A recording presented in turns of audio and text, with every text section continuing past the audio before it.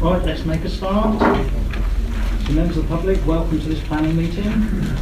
Just a few housekeeping arrangements before we get underway, the usual ones.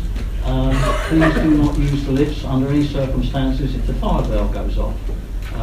Lee here is nominated to lead us all down this passageway here, turn right at the bottom, immediately left, that's a pressurised stairwell, make way down there, and in the car park, Mel here will take details to ensure that nobody has been left in the building.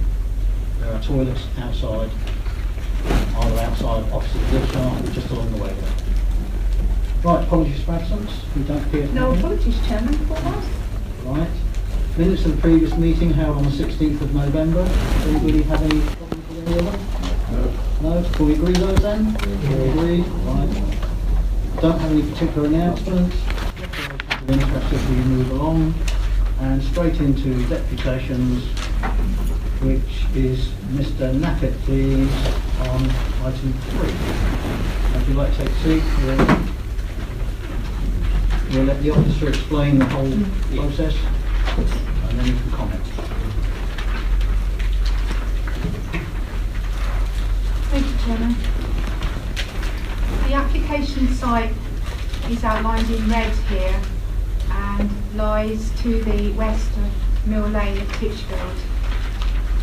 The barn itself lies here. It's a Grade 2 listed building, a Grade 1 listed building. It sits outside of the urban settlement boundary, within the countryside, also within Titchfield Abbey Conservation Area and the Meon Valley Strategic Gap. The nearest residential property is a Grade 2 listed building, Fernhill Farmhouse here. The property itself is 50 metres from the barn and 18 metres to the site boundary. There's quite a bit of history behind this application, which I will just run through for members briefly. As members will be aware, 3 years ago, in 2013, planning permission was granted for the change of use of the barn to a number of uses, and one of those was that of wedding ceremonies and events. And this was subject to a number of restrictive conditions. Last year an application was received seeking relief or variation of a number of the planning conditions, and one of those was the condition relating to the number of weddings to be held within the barn, and the application was seeking unrestricted numbers of weddings. The application was refused. It was felt that the additional external activity and resultant noise generated outside and inside of the barn, together with additional structures, furniture, and intensification of the wedding use, would materially harm the living conditions of the neighbouring property and also impact on the rural character of the landscape and on the immediate setting of the Grade 1 listed building. An appeal was lodged by the applicant, which was considered by the Planning Inspectorate. The Planning Inspectorate allowed the appeal insofar as one of the planning conditions, condition 13, related solely to visibility displays at the access to the site in Mill Lane. Apart from that, all other conditions that were imposed on the original application were actually reimposed. So this application this afternoon before us is to vary the condition which specifically relates to limiting the number of weddings to be held within the barn from 14, increasing it to 28.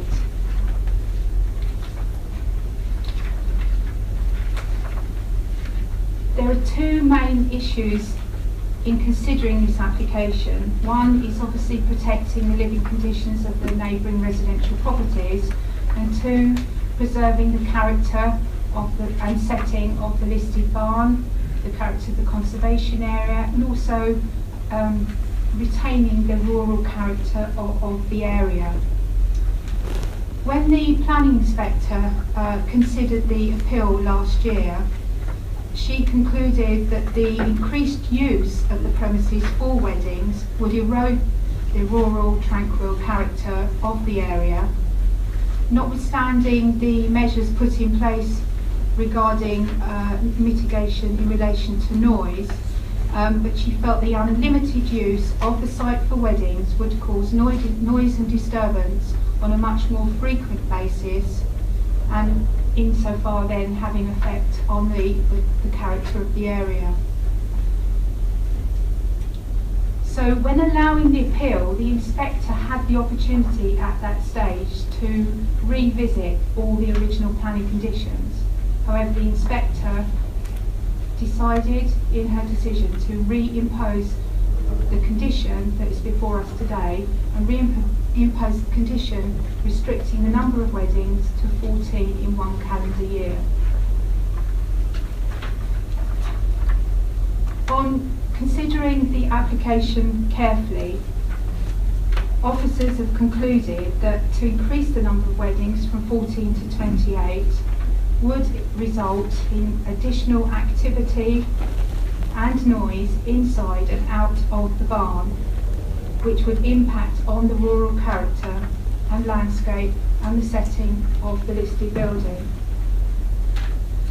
The applicant has submitted an events management plan which sets out a sort of structured timetable for the wedding events. However, officers remain concerned that the intensification of the wedding use would be harmful to the living conditions of the occupiers of neighbouring properties.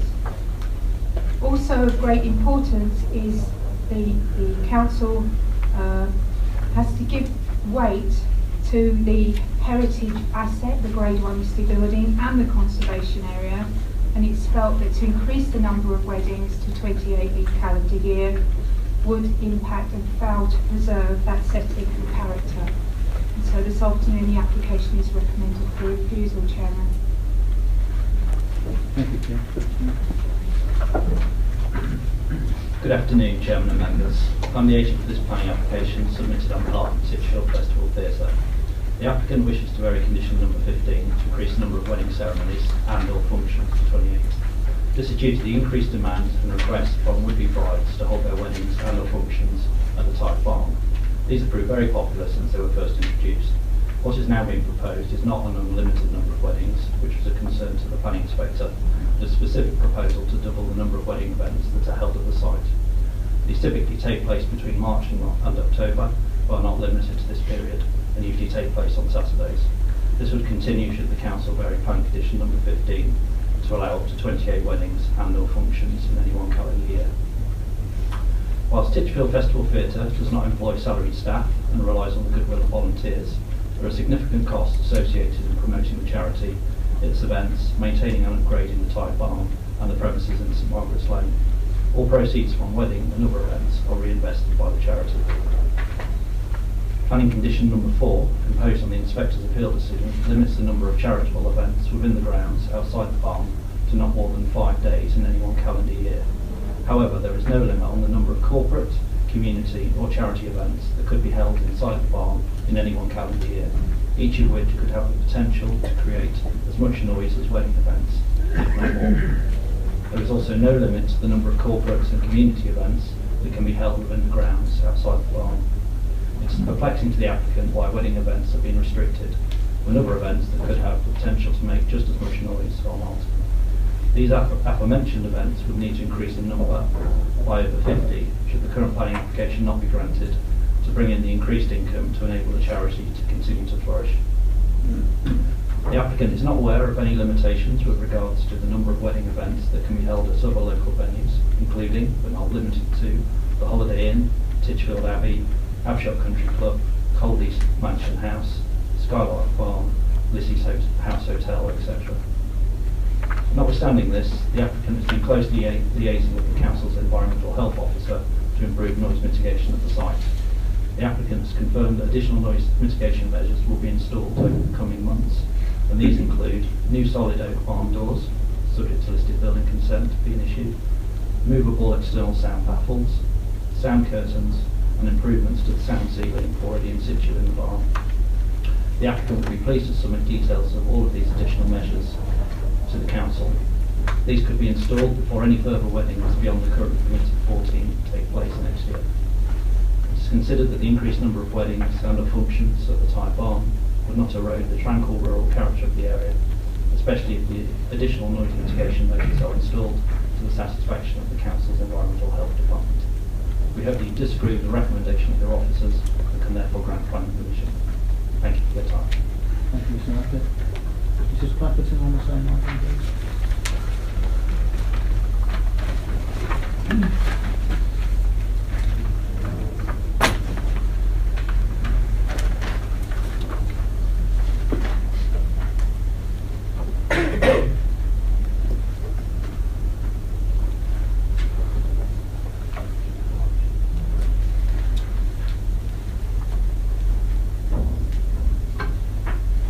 Thank you once again for letting me address the Planning Committee on behalf of the Bearing Society. The Society wishes to support the officer's recommendation for refusal of this application. We did not oppose the principle of weddings taking place at the barn on the assumption that conditions would be imposed and adhered to protect the amenity of neighbours, be they 2 or 52, and the character of the Grade 1 listed building and its rural setting. It was good that the barn should be in use. Not all conditions have been met, and the subject has recently been well aired at a public local inquiry with an independent inspector giving her views on the use of the barn. In refusing the application for unlimited use, she also reaffirmed the conditions that limited the number of weddings to 14 per year, along with the other conditions. Some of the noise mitigation measures were in place when she visited. It is important to remember that only 2.5% of listed buildings nationally are Grade 1, and Fareham Borough only has 4, one being a Type Barn. This underlines the importance of getting the balance of uses right to protect the amenity of neighbours and the setting of the use of the building and the setting of the conservation area. Doubling the number of wedding ceremonies and functions could mean a function every Saturday in the months between April and September, in addition to the other permitted uses. The Society considers that this is not acceptable at the present time anyway. Thank you, Mr. Clapperton.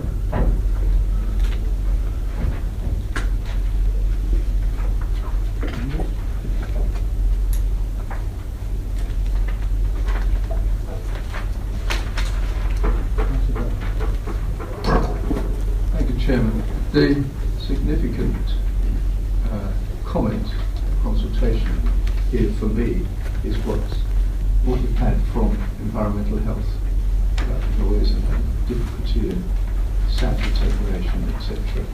And those 2 pages on page 27 and 28, or from page 27, list all very good environmental reasons why this application should not be approved.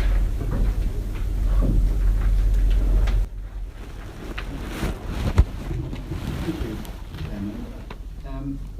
I firstly could I, a bit late on the day here, could I declare a non-pecuniary interest here? The drama group of which I am a member takes space in the St Margaret's Lane venue that is associated with the barn.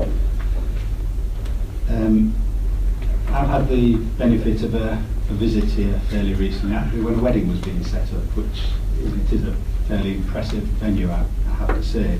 And I would also say I was impressed by the work that's been done on noise insulation, which I think has been recognised within the report.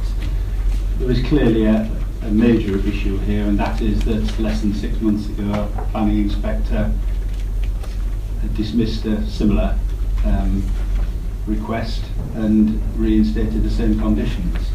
But I wonder, one thing that may help the applicant here is, and I assume by the report, and perhaps Kim may be able to clarify, that current conditions that are applied here, it seems there probably are a few over the last 2 or 3 years, have been adhered to. And again, clarification and consideration, as the deputy mentioned, the unlimited other use of the barn, both inside and out, and how that squares with noise, I guess, and the setting of the barn. So firstly, clarification that that is the case, that is a condition. So I'll get 2 or 3 questions, Kim, if I may, through you. Firstly, have current conditions been adhered to? It appears they have.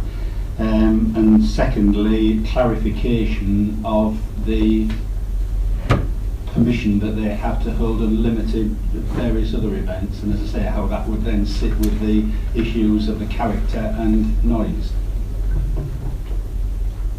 Thank you.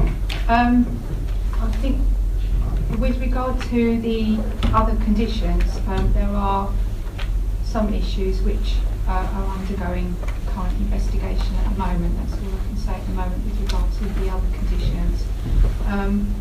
I think in my report I mentioned the breach of condition notice was served in relation to the condition requiring all the tables and chairs to be taken inside the barn, so that is noted in the report. With regard to the other events, yes, there's a condition restricting other events to be held outside, but charity and other events unlimited inside the barn. However, I think the problem with a wedding is that they start early in the afternoon. There's music, activity, particularly that's being held at the back to the west of the barn in this area here. And then it's ongoing, the music ongoing through the evening. You've got people drinking, eating, and then getting those people away from the facility at 11 o'clock at night. They're all sort of run and managed in a slightly different way to perhaps a charity event. And I think this was why the limit was put on the number of weddings when the application was originally considered 3 years ago.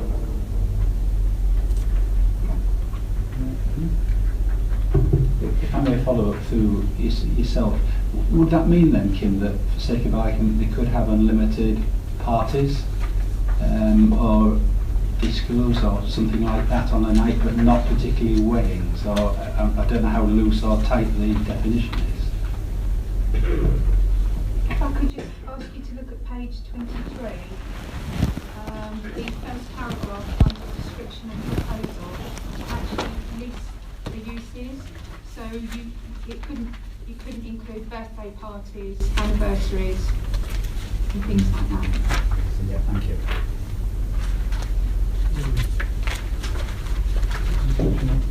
Yes, thank you, Jim. Thank you, Chairman. I think there's 3 issues as far as I'm concerned here. One is that the recent inspector's decision, which obviously is not a long time ago, it's very recent, and therefore must have a bearing upon the decision, I would have thought.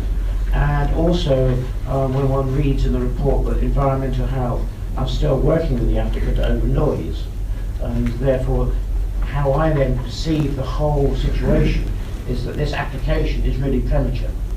I think that looking to the future, there may be a way of increasing the numbers, but at the moment I personally would want to support the officer's recommendation. I would want to see a point with Environmental Health on working with them on noise issues have been resolved totally before I would want to actually look at an extension number of weddings.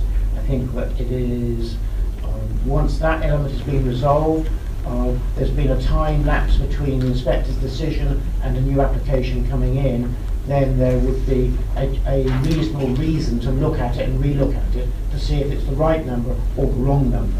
But at the moment, to me, it is totally premature, what I've just said, so I'm very much happy to support the officer's recommendation. There does seem to be some ambiguity, as I think Councillor Ford pointed out. If someone has a wedding and then says, right, we've had the wedding at church, now we're going to have a party, is that classed as a wedding function? And secondly, I think there's 50 metres given for near weddings. Sorry, yes. Yeah, Yes, this dwelling okay. here, 50 metres from the property to the barn. Yes, and the sound does travel, leaving a railway line and 2 embankments away from the source of noise. I can assure you the sound does travel. So really the question is, what is a wedding function and what is a party following the wedding? The condition related to a number of scenarios, basically either a wedding ceremony and then they go away and have their party somewhere else, or the ceremony somewhere else and they come to the barn for a wedding function, or both, ceremony and the function.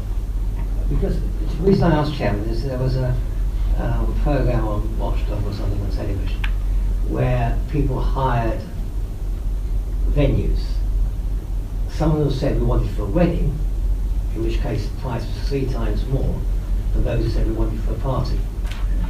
So what I'm saying is that if we have a party after the wedding, that's okay.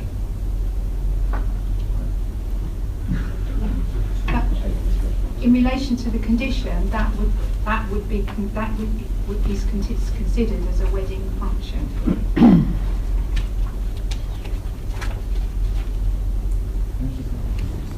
Thank you, Chairman. Yeah, well, I think this is a slightly difficult one. I mean, I do remember as I sat on this committee on the last application, that it was very clear to us that we were very concerned that with the weddings, etc., being outside or could be outside, the noise, etc., and that's the reason why we ended up with 14. The other point, and the deputy sort of seemed to insinuate that they can hold functions in the building, they'd have to increase it to 50, but I think that's the whole point at the end of the day. The functions inside the building are inside the building. I think that's the whole point.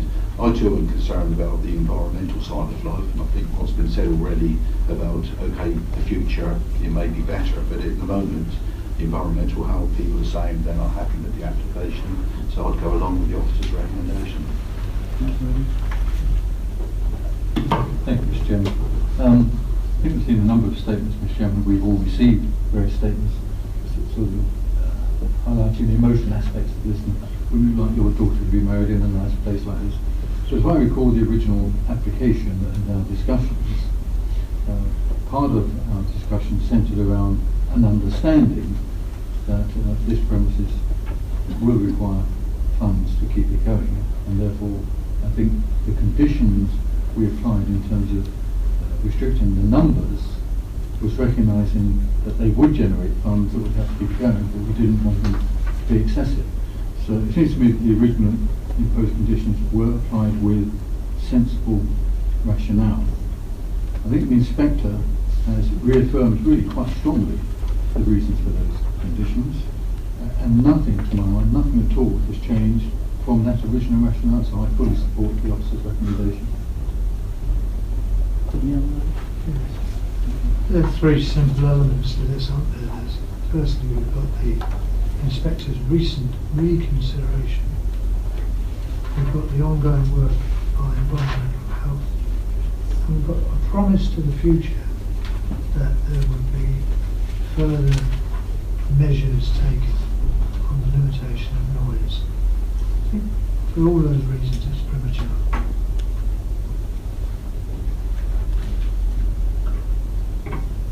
Right. I was very concerned when we gave planning consent on this in the first place. And I and another unmentioned councillor went there and we sat there at around about 10 o'clock at night. And quite frankly, we were some distance away from the venue, not shall we see. The noise was absolutely awful. I mean, it was the music, the barn itself, whatever you do, I mean, it's just a single skin. And whatever you try to do to keep the noise down. But there was shouting, screeching, people singing along, outside both front and back. It was flooded with people just milling around, women screeching and laughing and all the rest of it. And I was somewhere close to the existing dwelling that's there. And quite frankly, it did finish at 11 o'clock. But by the time they'd all left, it was 11:45. And the noise that they were leaving, cars banging, people shouting, come and get in this one and all the rest of it. So to increase that level of noise, I don't think it's possible to insulate that building to the extent that you'd expect. I mean, the agent mentioned other venues. Well, those other venues are different types of brick construction. They've probably got fairly reasonable insulation and so on. This, I always had doubts about how this would operate, and when I went there, I wasn't convinced. So I think the restrictions and the conditions we put on are perfectly in line with what we would expect. Those residents up in that area shouldn't need to have to put up with this on so many occasions. So I think that we've got the right decision here, and I think the inspector backed that decision, and I don't think we need to change it. So I'll put it to you then. There's an officer's recommendation. Can I have a proposed and a seconded, please? Proposed by Councillor Evans, seconded by Councillor Mandry. Those in favour of the officer's recommendation, please show. It's unanimous. Thank you. Right. Please, on item